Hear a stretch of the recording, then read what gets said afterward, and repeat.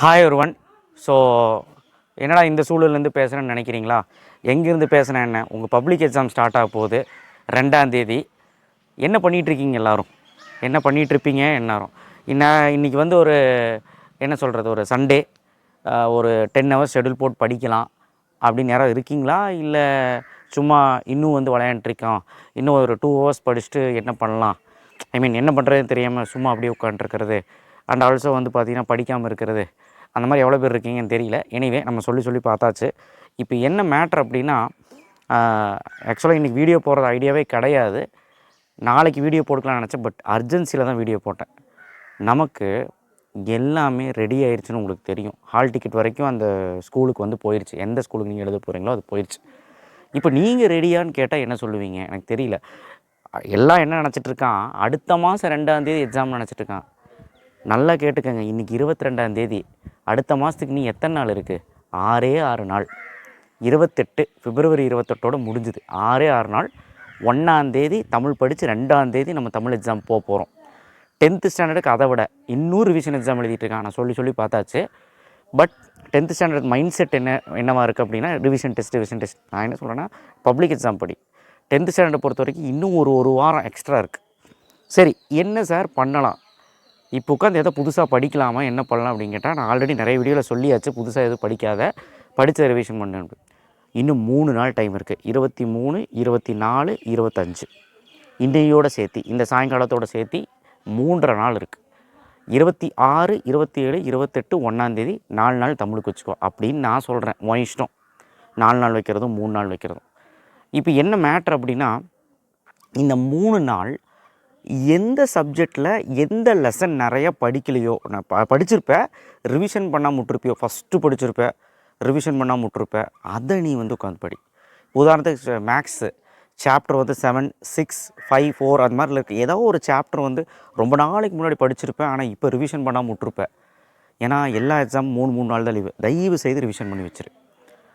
And chemistry அப்படி தான். நான் கெமிஸ்ட்ரி பற்றி ஒரு வீடியோ நான் போடணுன்னு நினச்சேன். இன்றைக்கி போர்டு இல்லை, அதனால் எனக்கு சரியாக வீடியோ போட முடியல. ஸோ நெக்ஸ்ட்டு வீடியோ நான் கெமிஸ்ட்ரி பற்றி போடுறேன். அந்த வீடியோ பார்த்திங்கன்னா கெமிஸ்ட்ரி ஜென்மத்துக்கும் நீங்கள் வந்து பயப்பட மாட்டீங்க. ஏன்னா ஃபஸ்ட் எக்ஸாமே நமக்கு கெமிஸ்ட்ரி தான், தமிழ் இங்கிலீஷ் முடிஞ்சு. மேக்ஸ் பார்த்தீங்களா, ஃபிசிக்ஸ் பார்த்தீங்களா, பயம் போயிருக்கும். எனக்கு நம்பிக்கை இருக்குது. என்னுடைய வியூவர்ஸ் எல்லாருமே வந்து பயப்பட மாட்டீங்க, எனக்கு தெரியும். அதனால் தைரியமாக இருங்க. இப்போவும் நான் அதே தான் சொல்கிறேன்டா, நீ வந்து தைரியமாக இரு. ஆனால் ஒன்றே ஒன்று சொல்கிறேன், படிக்காமல் தைரியமாக இருக்காத. படிக்காமல் இப்போ அந்த பார்த்துக்கலாம் அப்படி நான் தைரியமாக இருக்க சொல்ல. படிச்சுட்டு மறக்குமோன்னு பயத்தில் இருப்ப தெரியுமா, அந்த பயம் வேண்டாம், ஃபியர் வேண்டாம். வீட்டில் உட்காந்து நிம்மதியாக உட்காந்து சாப்பிட்டு நல்லா வந்து பார்த்திங்கன்னா ஸ்டடி பண்ணி ஒரு 10 ஹவர்ஸ் ஷெடியூல் போட்டு ஸ்டடி பண்ணி, வீட்டை விட்டு எங்கேயும் போகாமல், இந்த டைமில், இந்த சூழலில், நம்ம இந்த அட்மாஸ்பியரில், நீ உட்காண்ட்ருக்க அட்மாஸ்பியரில் எந்தளவுக்கு டைம் ஃப்ரீயாக வந்து யூஸ் பண்ண முடியுமோ யூஸ் பண்ணு. நான் வந்து இது ஃபஸ்ட்டு மிட்டம்லேருந்து சொல்லிகிட்டு இருக்கேன், கடைசியில் இதுதான் சொல்கிறேன். இப்போ இந்த 3 நாள் நான் சொல்லிட்டேன், ஃபிசிக்ஸு, கெமிஸ்ட்ரி, மேக்ஸு, இந்த 3 சப்ஜெக்டில் எந்த போர்ஷன் படிக்கலன்னு பாரு, எந்த லெசன் படிக்கலன்னு பாரு, அந்த லெசன் நீ படிப்பார் போதும். சார் ஆல்ரெடி எல்லாம் படித்து வச்சுருக்க அப்படின்னு ரிவிஷன் பண்ணு. சார் கம்ப்யூட்டர் படிக்கலாமா? தேவையே கிடையாது, 8 நாள் லீவ் இருக்குது.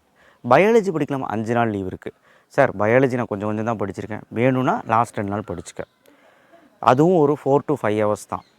இப்போவும் ஒன்றும் குறைஞ்சி போலடா கண்ணா. இப்போவும் நீங்கள் யூஸ் பண்ணி நீங்கள் ஏதாவது கொஞ்சம் படிச்சிங்கன்னா ஏதாவது தேருண்டா. எக்ஸாம் அன்னைக்கு நீ எதை போட்டு மண்டையில் குறைஞ்சாலும் ஒன்றுமே தேராது. புதுசாக நீ படிக்கிறேன்னா ஒன்றுமே தேராது. ஏதோ பழசு படித்ததை வச்சு எழுதலாம், ரிவிஷன் பண்ணுது. நான் இப்போவும் சொல்கிறேன், தயவு செய்து நேரத்தை வீணடிக்காத. இப்போவும் 450லேருந்து 550 வரைக்கும் எடுக்க முடியுமான்னு கேட்டால் முடியும். எவன்லாம் 450 எடுத்துகிட்டு இருக்கானோ அவன் 550 எடுக்க முடியும். எவன்லாம் 400 எடுத்துகிட்டு இருக்கானோ 475லேருந்து 500 எடுக்க முடியும். நான் அடித்து சொல்கிறேன். ஆனால் உன் கையில் தான் இருக்குது. இப்போ இந்த வீடியோ பார்த்துட்ருக்க நீ ஒரு விஷயத்தை யோசி. சும்மா இப்போ என் பசங்களை 28 பேர் படிக்கிறான். இதில் எத்தனை பேர் சும்மா இருப்பான் தெரியுமா? 20 பேர் சும்மா இருப்பான். சும்மானா டிவி பார்த்துட்ருப்பான், அந்த மேட்ச் போடுறாங்க, இந்தியா சவுத் ஆஃப்ரிக்கா மேட்ச்சு, அதை பார்த்துட்ருப்பான். இல்லை வீடியோ கேம் ஆடிட்டுருப்பான், இல்லை வந்து வெளியே போயிட்டுருப்பான், எங்கேயாவது சுற்றிட்டு இருப்பானுங்க. என்னத்தை சொல்கிறது, அதே மாதிரி தான் நீங்களும் இருக்கீங்க. நான் யாரையும் குறை சொல்லணும்னு சொல்லலை. ஒரு 80% ஸ்டூடெண்ட்ஸ் இன்னுமே அப்படி தான் இருக்கீங்க. இது இப்போ தெரியாது. கவுன்சிலிங், டிஎன்ஏ, டிஎன்காசா, டிஎன்ஏயு, இல்லை டேனுவாஸ் இல்லை எங்கே நீ போய் காலேஜில் அட்மிஷன் போட்டு இல்லை கவுன்சிலிங் போடுறோன்னா போட்டி அதிகமாக இருக்கும். கண்ணா பின்னான்னு இருக்கும், லட்சக்கணக்கில் இருப்பானுங்க. எல்லாருமே வந்து பார்த்திங்கன்னா ஹை கட் ஆஃபாக இருப்பான். ஸோ வேணாண்டா, சொன்னால் கேளுங்க. தயவு செய்து அந்த மனசை மாற்றி படிக்கிற அளவுக்கு பாருங்கள். இந்த வீடியோவை என் பசங்க பார்த்தா ரொம்ப சந்தோஷப்படுவேன், பாப்பானுங்களான்னு தெரியல. ஏன்னா நீங்கள் மதிக்கிற அளவுக்கு கூட என் பசங்க மதிக்கிறதுன்னு தான் சொல்லுவேன். என்ன காரணம் கேட்டால் நம்ம கூட இருக்கனால தைரியம்.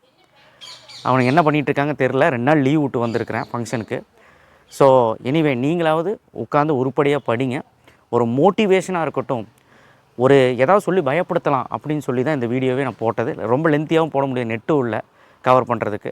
ஸோ அதனால் இத்துடன் இந்த வீடியோ முடிக்கிறேன். எனக்கு என்னென்னா, பஞ்சாயத்தே பண்ணாமல் நான் சொல்கிற மாதிரி நீங்கள் வந்து பெருசாக படிக்கணும் அப்படின்னு நினைக்காம படித்தது திரும்ப ரிவிஷன் பண்ணு. மேக்ஸ்னால் போட்டுப்பார், ஒரு 5 மணி நேரம் உட்காந்து போட்டுப்பார், பிரேக் எடுத்து. ஃபிசிக்ஸ்னால் டெரிவேஷனை போட்டுப்பார். கெமிஸ்ட்ரினா ஈக்குவேஷன் எழுதிப்பார். கெமிஸ்ட்ரியில் அந்த குட்டி கொஷின் மறந்து போத ஹைலைட் பண்ணி படிக்கி ஆன்சரை. எதுவுமே பண்ணாமல் நீங்கள் இருந்தீங்கன்னா மார்க் வருமா? ஸோ தயவு செய்து கொஞ்சம் கரெக்டாக ஃபாலோ பண்ணுங்கள். தமிழ் 4 நாள் படிச்சுக்கலாம், இப்போ நீங்கள் போட்டு யோசிக்க வேண்டாம். இங்கிலீஷ் தொடவே வேண்டாம், 2 நாள் லீவ் இருக்குது. அண்ட் 10th ஸ்டாண்டர்ட் பசங்களா நீங்கள் என்ன பண்ணிட்டுருக்கீங்கன்னு தெரியல. ஆனால் உங்களுக்கு சொல்லக்கூடிய ஒரே விஷயம் என்னென்னா, டைமை வேஸ்ட் பண்ணாமல் நல்லா படிங்கடா. உங்களுக்கு இன்னும் 1 வாரம் எக்ஸ்ட்ரா வெளியே இருக்குது. ரிவிஷன் எக்ஸாம்லாம் விட்டுட்டு பப்ளிக் எக்ஸாமுக்கு என்ன கான்சன்ட்ரேட் பண்ணி படிக்கணுமோ அதை கான்சன்ட்ரேட் பண்ணி படி. சும்மா அந்த ஸ்கூல் சொல்கிறாங்க, திட்டுறாங்க, அப்பா அம்மாவை கூப்பிட்றாங்க, இதெல்லாம் வந்து இன்றைக்கி நாளைக்கு மட்டும்தான். பப்ளிக் எக்ஸாம் மார்க் வந்தால் நீ தாண்டா பொறுப்பு. புரிஞ்சுக்கோடா. 300 மார்க் எடுக்கிறியா, 400 மார்க் ஒன்றால் சத்தியமாக எடுக்க முடியும்டா. 350 எடுக்கிறியா, 475, 450க்கு மேலே ஈஸியாக எடுக்கலாம் 10th. கொஸ்டின் பேப்பர் ஈஸியாக தான் வரும், நான் கேரண்டி. ஏன்னா இவ்வளோ வருஷம் கொஸ்டின் பேப்பர் நம்ம பார்த்துட்ருக்கோம், சும்மாலாம் கிடையாது. புரியுதா? எனிவே ஆல் தி பெஸ்ட், நல்லா படிங்க.